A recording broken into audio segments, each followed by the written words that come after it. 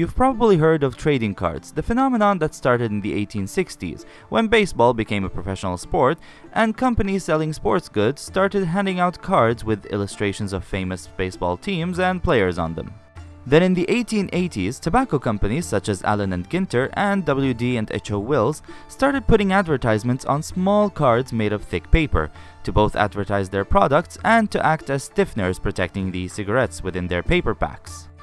A few years later, they replaced these ads with illustrations and encyclopedic topics, usually ones related to sports. These collectibles started garnering so much attention that even non-smokers were interested in buying packs just to get these cards.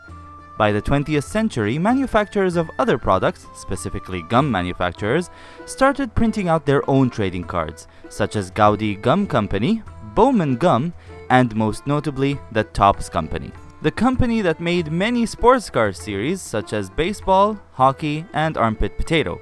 They also printed non-sports cards such as Wacky Packages, Star Wars, and the source of every child's nightmare, the Garbage Pail Kids. Then in 1993, a mathematical genius and game designer by the name of Richard Garfield came up with the brilliant idea of making these trading cards playable. Thus, the grandpappy of all trading card games was born. Magic the Gathering, a wonderful card game designed by Richard himself and published by Wizards of the Coast. The game was such a big hit, it spawned countless expansions that are being released even to this day. It garnered so many players around the world that there's even an annual World Championship with prizes up to $100,000. In fact, Hasbro and Wizards of the Coast have announced that they have dedicated a $10 million prize pool for all 2019 MTG events. And of course, once something becomes a big hit, others will try to imitate it. Some were successful, others not so much. Trading card games were becoming such a big deal around the world that transforming them into video games was bound to happen. And these digital TCGs were also a big hit, with great games such as Pokemon TCG Online, Yu-Gi-Oh! Duel Links, Gwent, Hearthstone, and Magic Stone the Hearthening.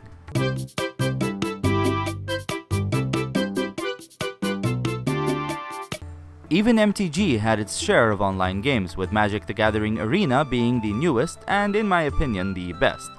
Which brings us to today's game.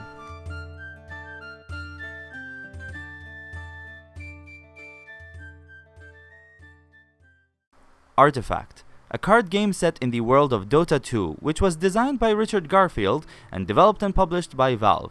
Before we get into this game though, let me tell you how I got introduced to it. I'll be honest, before playing Artifact, I didn't have much of an interest in card games.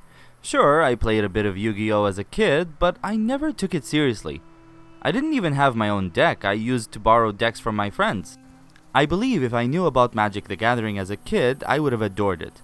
Sadly, where I grew up, no one really knew about MTG. I only started playing it a few weeks ago when I found out about Artifact. Speaking of which, here's how I got introduced to it. Whilst browsing Facebook on my phone, I saw this meme, and it raised some questions. Now, I know why people would be angry with Activision Blizzard, and I know why they would be angry with Bethesda, but I had no idea what Valve did to deserve a spot on this meme. After a bit of asking around, I found out it's because of Artifact, this paid game with a predatory monetization system. I thought to myself, hey, this might be a cool video to make, so I bought it and started playing it. Little did I know I was getting myself entangled in a world of cardy goodness. Not only did I end up adoring this game, but it also got me into Magic the Gathering, which I also adored. And let me make one thing clear. I am not forgiving this game's monetization system just because I love it. The system has its flaws, but it's nowhere near as bad as people made it out to be, and I'll explain why. Before we get into that, however, let's talk about the game itself. First off, let's talk about how the game works. One might think being familiar with Magic the Gathering might help you understand this game a bit more, but you'd be surprised by how different it is from Richard's other game. Unlike an MTG, which only has one playing area, Artifact has 3 playing areas called lanes. And just like in Dota 2, these lanes are called top, mid, and bottom. Throughout the round, players take actions in each lane from top to bottom, then the round ends. The target is to destroy 2 of your opponent's 3 towers or destroy one of their ancients, which appears after destroying a tower. This allows a lot of strategy and planning and truly adds more depth to the genre. The game is balanced in a way that there's no chance you'll be able to defend all 3 of your towers. So if you feel like a specific lane is lost, ignore it. Your forces might be of better use elsewhere. This also means that after destroying your opponent's tower, you'll have to decide whether it's easier to destroy another tower or put your entire force on destroying your opponent's ancient. That latter one is a tricky strategy since ancients have twice the amount of HP towers have. So you need to be sure that you can do that before your opponent wins. I love the 3 lanes idea. It seems overwhelming at first, but once you get used to it, it becomes so much fun. Not only do you need to plan ahead and get into your opponent's mind, but you also need to do it on 3 playing areas. Of course, to play you need cards. Other than hero cards, which we'll get to in a minute, there are 4 types of cards. There are spell cards, which could be used to either support you or damage your opponent. Creep cards, which allow you to summon whichever creep is on the card you played. Improvement cards, which affect the lane they're installed on, either giving you an advantage or your opponent a disadvantage. And item cards, which can either be used by you or equipped by one of your heroes. One thing to note is that the game lacks instants, which were a huge part of Magic the Gathering. That alone makes me want to recommend Artifact. No instants means you can't play a card unless it's your turn, which means your opponent can't counter your cards before you get a chance to play them, which means you won't have to deal with crap like this anymore. As for hero cards, there's a total of 48 heroes in Artifact, 39 of which are from Dota 2 and the remaining 9 were created specifically for Artifact. With the exception of the first 3 heroes, which are randomly deployed, you choose which lanes to place your heroes in. Your heroes are basically your characters. They come with their own passive or active abilities, and each hero has their own signature card. Without heroes, you can't play any card. However, what card you play depends on what hero you have. You've probably noticed that these cards come in different colors. In order to play a card, a hero of the same color needs to be present in the active lane. You can't play a black card if your current heroes are green. However, if you have 2 heroes of different colors in a lane, you can play cards of both colors. Another thing to keep in mind when playing cards is the mana cost. Unlike in Magic the Gathering, which has 6 types of mana and uses lands to generate them, each lane has its own mana pool which resets after every round and increases by 1 at the start of the next round, just like in Hearthstone. The difference between this system and Hearthstone's is that you start off with 3 mana instead of 1, and there's no limit to how much mana you can have, meaning it will keep increasing every round till the match ends. As much as I love Magic the Gathering, I think this is a much better mana system. See, the problem with drawing mana from lands is that the land cards are shuffled into your deck, which means you might get mana screwed, having many spells to play but no lands to play them, or you might get mana flooded, having many lands but no spells to play. Artifact's system not only eliminates this issue, but also ensures that both players have the same amount of mana and that each turn is more intense than the one before it. Since the more mana there is, the more cards can be played and the stronger those cards can be. Now let's talk about deck building. Each deck must contain 5 different heroes, at least 40 cards, and at least 9 items. You can only add up to 3 copies of each card into your deck. The art on these cards is pretty beautiful. Not as beautiful as the cards in Gwent or Magic the Gathering, but some of them are quite stunning. However, my favorite part about these cards is the flavor text. Artifact has a story, and it's mostly present on these cards. There are 2 Artifact comics that set up the story while the cards fill in the rest. So if you want the full story, you'll have to dig it up yourself. And it's such a gripping story, it's so well written and the characters are quite unique. I'm not surprised seeing how it was made by Valve, a company well known for their excellent writing and very well written characters.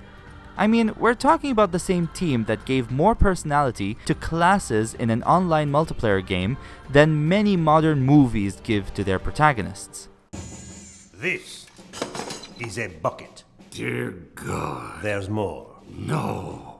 While we're on the subject of praising this game, the soundtrack is fantastic.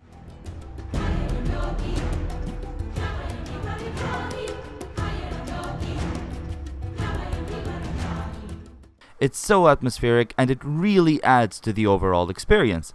I usually play card games with no sound while listening to a podcast, but with this game, I just can't.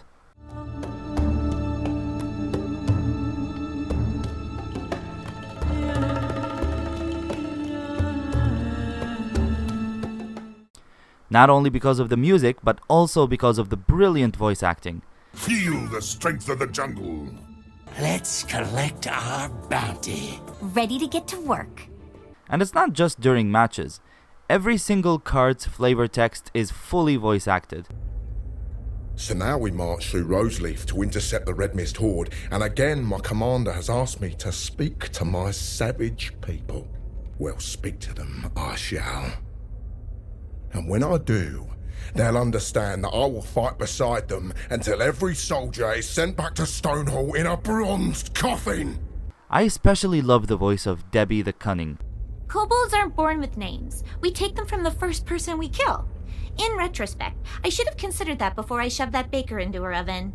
On the other hand, I kind of look like a Debbie. Her voice is so adorable, I'm willing to forget her looks. Ever since I heard about the Jasper Circle, I wanted to be a part of it. But a group like that, you don't ask to join, you have to be approached, which means you need to make a name for yourself. She is now officially my crush. I've done the world a service. Oh, how I make you suffer. Ah, yes. Debbie, I think we should see other people. The game is also very pretty. Might be a bold statement, but I find this game's overall aesthetic a lot more pleasing than any other card game I've played. I especially love these red and blue imps. They are sort of like sidekicks and react to stuff that happen on the board. The way your opponent's imp taunts you when you're about to take a huge hit is both adorable and infuriating. Back to deck building. What deck you should build depends on your playstyle, since each color has its own advantages and disadvantages, and with a bit of experimenting, you're bound to find the playstyle that suits you. Red is for brute force. It excels in combat and is very high in strength and health. Blue focuses on magic and is more for control. What it lacks in attack and health points, it makes up for in powerful spells and mana restoration. Green is more of a defensive build, focusing more on ally buffs and healing. It also has extremely powerful creeps. And finally, black is more of a glass cannon. It packs quite a punch but doesn't have much health. It also excels in tower damage, enemy debuffs, and gold generation. All four colors play so differently, yet they complement each other when mixed and can stand on their own when played mono. Each round consists of 4 phases. The deployment phase is when players deploy their available heroes, while melee creeps are deployed randomly. The action phase is where players take turns in taking actions, such as summoning creeps, casting spells, and so on. The combat phase is when all units attack, and finally there's the shopping phase. I'll talk about those two in a minute. Both action and combat phases happen once in each lane, while the deployment phase happens at the start of the round and the shopping phase happens at the end of the round. Combat in this game is pretty straightforward. If a unit has an opponent directly in front of it, they clash, and unlike in Magic the Gathering, any damage taken is carried over to the next round. God, that clash is so satisfying. If a unit is not facing any opponents, an invisible arrow, which is placed randomly on every space during the deployment phase, determines the direction of the unit's attack. There is a lot of RNG involved in the combat system. Melee creep deployment is random, where the arrows point is random, and even the space deployed units occupy is random. But that's not to say there's no strategy involved. For example, some heroes automatically summon creeps to their lanes. Some cards and abilities give you the option to change a unit's target. And of course, you can also summon a creep to block an attack targeting your tower. When creeps die, they're gone for the rest of the match, but when heroes die, they return after 2 rounds, then you can choose where to deploy them. Once all action and combat phases end on all 3 lanes, the shopping phase starts. In the shopping phase, players use any gold they earn during the round to buy items. The item shop consists of 3 sections. The deck shop is where you buy items that are in your deck. This shop only displays 1 item at a time. Once all items in your deck are purchased, this shop is emptied. The consumables shop is where you buy one of the 4 consumables in the game, which are the healing salve, the fountain flask, the town portal scroll, and the potion of knowledge. This shop can never be emptied and will always sell one of these 4 items every shopping phase. The secret shop, which Dota players will be familiar with, contains 1 copy of every non-consumable item in this game, whether you own it or not. What card it shows is random and it changes every shopping phase. If it's showing an item you want but can't afford and you don't want to miss the chance to get it, you can pay 1 piece of gold to hold it till the next round. And you can do that any number of times, which I think is a pretty neat thing. To me, items are the biggest aspect of Artifact that makes it stand out. These items could sometimes mean the difference between winning and losing. There are items that allow you to summon creeps, items that lock any card your opponent draws this round, items that destroy your opponent's improvements. They all work beautifully and add so much depth to the genre in both gameplay and deck building. I just love it. Oh, and if you're not good at deck building, you can copy ones built by other players on artifactfire.com, then load it into the game. If you don't own some of the cards in the deck, you can give it to a bot and play against it, to test it out, trying to learn its strength and weaknesses. You can play against bots in solo play, either in single matches or in gauntlets, which are a series of matches you have to win using the same deck. If you win 5 matches without losing more than once, you win the gauntlet. Other game modes include standard play, where you play against players from all over the world, social play, where you can play against your friends, and prize play, which has 3 types of gauntlets and they all win you packs and tickets. There's even the Call to Arms event, which showcases different decks made out of cards in the current Call to Arms collection. It's a neat way to help players experiment with decks containing cards they don't own yet. And I haven't even talked about the meta yet, because even though it has only been 2 months since the game's release, there's already a metagame. Although not as deep as MTG's metagame, it's still pretty deep. For example, the Annihilation card, probably one of my favorite cards in the game. When playing this spell, it kills every unit on the lane it was played in. Every unit, including yours. And it's such a useful card, especially in the metagame. Say you have Thunderhide Alpha in your hand, the most powerful creep in the game. You can't wait to place it on the lane of your opponent's most damaged tower. It's probably gonna win you the game. But then what happens? Your opponent places one of their 4 returning heroes into the same lane. Not only that, but you know for a fact that that's their weakest hero. It's expendable. This is also the 7th round, so there's definitely enough mana to play the Annihilation spell. What now? Do you risk playing your most powerful creep hoping that your opponent is bluffing? Or do you just save it for another time? You decide not to play the card. The round ends and you realize you've been played. Your opponent only had 3 copies of Better Late Than Never. It also works the other way around. If you're the one bluffing, you're risking the match by hoping that your opponent won't call your bluff. Heck, even assuming that your opponent knows the meta well enough to fall for your bluff is a risk. And that's just one example. I'm sure there are plenty more, and I'm sure players that are far more skilled than I am are already experts in the meta. The only reason I found out about this example is because I love this card. It's so satisfying. I adore this game. It's not just another card game with a Dota 2 theme slapped on it. This is a unique card game that offers a unique experience with deep gameplay, beautiful music, great visuals, and a gripping story. And it saddens me that the game isn't doing so well. It has mixed reviews on Steam, and since its launch, it has lost over 90% of its player base. Why is that happening? Surely not because of the gameplay.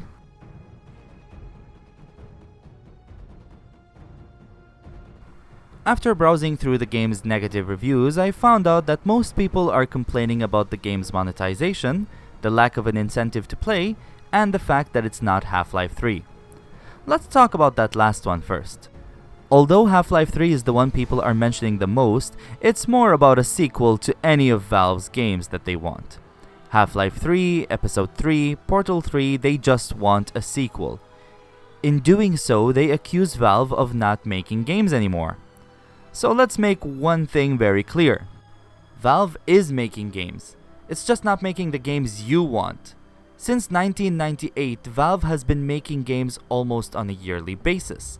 The only years they didn't release a full game in were 2002, 2014, 2015, and 2017. That's it. Do you really think it's fair to say they don't make games anymore? I understand that you want Half-Life 3. We all want it. But that doesn't mean we should ignore any game developed by Valve unless it's a sequel to something we love. Artifact is a fantastic card game, and brushing it off just because it's not Half-Life 3 is genuinely unfair. Besides, after all this hype generated over a mythical game, I honestly think there's nothing Valve could do to make Half-Life 3 or Episode 3 worth the wait. Whatever the game will be, it's gonna be a disappointment. So why can't we just appreciate the games they are releasing? As for the monetization system and the lack of incentives, those are valid complaints. But I also think people are misunderstanding why the monetization system is the way it is. Before I explain, let's talk about other online TCGs and how their monetization systems work. For simplicity's sake, I'll be focusing on Magic the Gathering Arena and Hearthstone, as I feel that their system represents most games in the genre. Except for Yu-Gi-Oh! Duel Links, which has a slightly more complex monetization system. See, there are two ways to get cards in Yu-Gi-Oh! Duel Links. First, there's the shop, where you buy packs, but you don't just buy the packs, no, that would be too easy. You need to choose which box you want to buy the packs from. And just in case that alone wasn't complicated enough for newcomers who know nothing about Yu-Gi-Oh!, after you choose a box, it shows you how many packs there are in the box and all the cards you'll be getting from opening set packs, enticing you to keep buying packs till you get the cards you want. Which means you need to know what cards these are before being enticed, but that's okay, I have a few hours to kill reading what each card does. And to top it all off, you can reset the box anytime you want, which completely refills the box.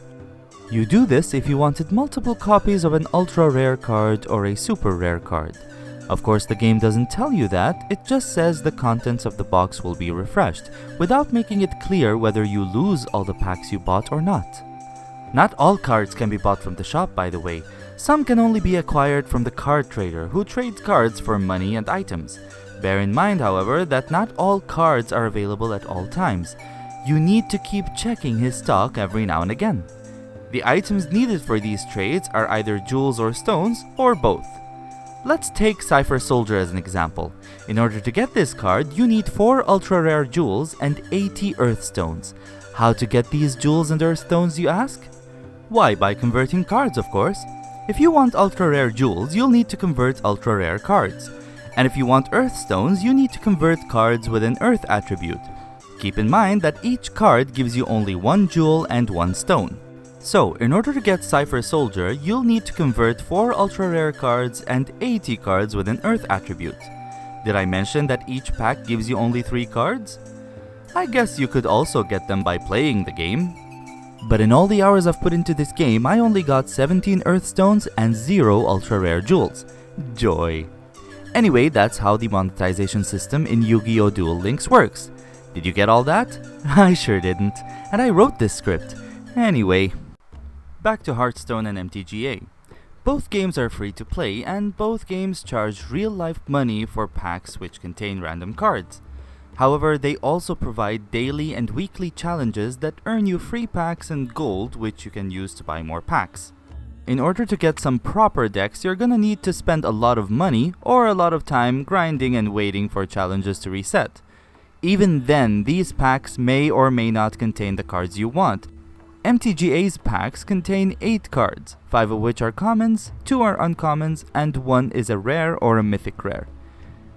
But there's no way to buy a single pack with real money, since you can only buy 1 pack with gold, or 3 or more packs with gems. You can't buy gold, but you can buy gems. So after a quick calculation, I found that each pack is about $1.33. But again, unless you're using gold, you can't buy a single pack. So the least amount of packs you can buy with real money is 3 packs, by buying 750 gems for $4.99, then use 600 of them to buy 3 packs. Hearthstone's packs contain 5 cards, 4 of which are commons and 1 is either a rare or higher. And once again, there's no way to buy a single pack with real money. You can, however, buy 2 packs for $2.99, meaning each pack is about $1.46. The more packs you buy, the cheaper each pack is. For example, if you buy 60 packs for $69.99, that's about $1.17 a pack. That's pretty cool. Not cool enough to make me forget that each pack has only 5 cards, but still pretty cool. Artifacts packs contain 12 cards, at least one of which is rare. However, this time around, you can buy a single pack with real money, with each pack being $1.99. Granted, that's more expensive than MTGA and Hearthstone packs, but if you calculate the price of individual cards within the packs, Artifacts cards are cheaper than Hearthstone's and are almost the same price as MTGA's. However, here's where we discover the main issue people have with the game's monetization system. You can only buy packs with real money. There is no way to earn packs by completing daily and weekly challenges. In fact, there are no daily and weekly challenges. The closest there is to a weekly challenge is this weekly bonus that earns you 1,000 experience points for every 3 wins. Experience points allow you to level up, which gets you free packs and tickets, but only up to 15 of each. After you get 15 packs and 15 tickets, leveling up seems to be only for bragging rights and matchmaking. Heck, I'm not even sure about the matchmaking thing, I'm just assuming. Here's the thing though. I don't think not having daily and weekly challenges is a bad thing. I mean, just like in MTGA and Hearthstone, you can still earn packs in prize play, and entering these gauntlets costs only 1 ticket. So there is a way to get packs, and it's not that expensive. In both Constructed and Phantom Draft gauntlets, you can win up to 3 tickets and 3 packs, and in Keeper Draft, you can win up to 6 tickets and 6 packs. Granted, the entry price is 1 ticket and 5 packs, but since you keep all the cards you drafted, you're basically not losing anything. So if you're really good at the game, you won't need to buy packs at all. Not to mention, it's very easy to get tickets. You get 3 when you purchase the game, and you can buy 5 tickets for $4.99. You can also recycle cards for tickets, with each 20 cards getting you 1 ticket. And here's another reason why I think people's dislike of the monetization system is unfair. See, Hearthstone and MTGA are free-to-play digital recreations of card games. They're meant to be video games that emulate the real thing. Artifact is the real thing. Why? Because in Artifact, you own the cards you have. Unlike in the other two, you can actually sell your cards and buy new ones on the market. You know, just like physical card games. Artifact treats card collecting seriously, and that's what I love about it. Every other online TCG I've played feels like a video game. This one feels like a literal interpretation of a physical card game. Of course, that's not saying there's no catch. You do own the cards and you can sell them, but this is Steam after all, so you only get 70% of the amount the card was sold for. It sucks, sure, but the fact that you can sell them in the first place is what makes Artifact unique. As for buying cards, say you find a deck you want to try out, but you're missing some of the cards. No worries, you can just buy them. Card prices change based on their rarity and availability, however, since the game came out, I have yet to see a card more expensive than $19. In fact, as of writing this review, the most expensive card is $5, and most of them are below $1. That's not to say you can't get specific cards in Hearthstone and MTGA, because you actually can. Sure, you can't buy them, but there is a way to get specific cards. In order to make a proper comparison, I decided to conduct a little experiment. We're gonna build a deck in MTGA, Hearthstone, and Artifact. For this experiment, I decided to impose the following rules. First, we're gonna assume that you have 0 cards in the deck you're building and you did not gain any of them during the process of getting said deck. Second, we'll be using one of the most expensive and highly rated decks I could find for each game. So for MTGA, we'll be looking at Jeskai Control, which costs about $475 if you bought it in physical form, and contains 6 mythic cards, 35 rare, 16 uncommon, and 14 common. To build this deck, you're gonna need wildcards. There are 4 types of wildcards in MTGA, 1 for each rarity level. You get 1 rare and 1 uncommon wildcard every 6 packs you open, and you get 1 mythic wildcard every 24 packs you open. For the first 96 packs, you'll be getting 16 uncommon wildcards and 16 rare ones. For the remaining 19 rare wildcards, you'll need to open 114 packs. That's a total of 210 packs. And since we'll be getting 1 mythic for every 24 packs, we would have gotten our 6 mythics after the 144th pack. Common wildcards are a lot easier to get since they are pretty common within packs, so trust me, by the time you get enough mythic and rare ones, you'll definitely have enough common ones. So after a lot of calculation, here's what I found out. You need 210 packs to get enough wildcards for building a Jeskai control deck. To get 210 packs, you're either gonna have to spend about $220 or grind for 4 to 5 months, assuming you never miss a single daily or weekly challenge. As for Hearthstone, the process is a bit more complicated. Although the way you get the cards you want is simple, calculating it isn't easy. I did it anyway, so let's take a look. The deck we're gonna build is Q-Block, which contains 5 commons, 10 rares, 9 epics, and 4 legendaries. To get specific cards in Hearthstone, you need Arcane Dust, and this deck needs 11,200 dust grains. To get said dust, you need to disenchant cards. A common card gets you 5 dust grains, a rare card gets you 40, an epic card gets you 100, and a legendary gets you 400. To get enough dust, we'll need to buy packs and disenchant the cards in them. And here's why calculating this was difficult, since we don't know how many cards of each rarity level there is in a pack. We know that at least one of them is rare or better. But since there's such a big difference between the amount of dust you get from a legendary card and the amount of dust you get from a rare one, we can't just assume all these packs will have a rare card. So in order to finish my experiment, I had to get help from hearthstone.gamepedia.com. A number of helpful Hearthstone players did a lot of experimenting of their own, and from what they found, the average amount of dust you can get from one pack is somewhere between 98.25 and 107.86. I'm feeling generous, mostly because I didn't have to do the experimenting myself, so let's say each pack gets you 108 dust grains. 11,200 divided by 108 is about 104 packs. For that, you'll have to either pay about $126 or grind daily quests for 3.5 months to 7 months. Now let's take a look at Artifact. Looking at the top 20 Artifact decks, the most expensive one I could find is $38. Heck, there's even a deck that's called the most expensive 40 cards deck, and it costs $64, which is still considerably cheaper than both MTGA's and Hearthstone's decks.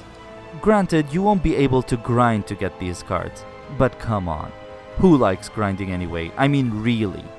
However, you can still get these decks if you're really good at the game, by winning packs in prize play, then selling all the cards you win in order to buy the deck you want. Look, I'm not gonna sit here and pretend the game's monetization system is perfect, especially since unlike the others, Artifact is not a free game. It has a price tag of $19.99, making the entire marketplace look like microtransactions. Which they are. But because the game is more of a literal interpretation of physical TCGs in digital form, I don't have much of a problem with it. See, when you buy the game, you get 2 starter decks and you get 5 packs and 3 tickets. So look at it this way. Can you play physical MTG if you don't have a deck? Of course you can't. So you're basically paying $20 to buy 2 decks and you're getting the packs and tickets as freebies. Not only that, but you can also get 15 more packs and tickets by leveling up. Artifact has its issues, but it truly deserves praise. It's a brilliant TCG that is much more than a video game. I'm sure Valve will keep adding more features, expansions, and possibly play modes to it, especially since there are plans to release the game on mobile devices. And Valve, if you're watching this video, I honestly believe you can keep this game alive if you just implement 2 things. Allow players to trade cards with other players, and allow players to borrow decks from their friends. That, I think, will complete the genuine feel of a physical TCG. Or you could do what other online TCGs are doing by making the game free and adding weekly and daily challenges. I'd say that would go against the feel of a physical TCG, but if that's what it takes to keep the game alive, then do it. I hope this video was able to convince you to try the game out, because it honestly deserves it. Artifact does not deserve to die. Now if you'll excuse me, I'm gonna go play it some more. That's all for today. Thank you for watching.